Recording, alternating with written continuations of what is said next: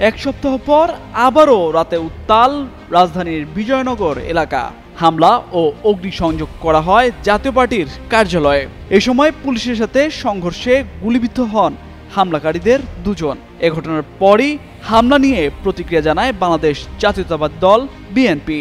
শুক্রবার রাতে দলের সিনিয়র যুগ্ম মহাসচিব রুহুল কবির রিজভী স্বাক্ষরিত এক বিবৃতিতে এর নিন্দা জানানো হয়। বিএনপির ওই বিবৃতিতে বলা হয়, জাতীয় পার্টির কার্যালয়ে এমন হামলা ও অগ্নিসংযোগের ঘটনা জুলাই গণঅভ্যুত্থানের পরে গণতান্ত্রিক রাষ্ট্র ও সমাজ বিনির্মাণের প্রত্যাশা পূরণে জনমনে বিভ্রান্তি ও হতাশা সৃষ্টি করবে।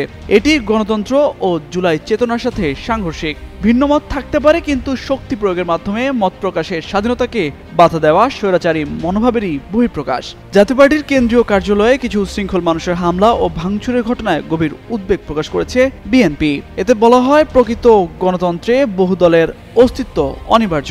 কোনো রাজনৈতিক দলের সাংগঠনিক তৎপরতা অব্যাহত থাকবে কিনা বা সেই রাজনৈতিক দলটির টিকে থাকা নির্ভর করে জনগণের ইচ্ছে অনিচ্ছার উপর।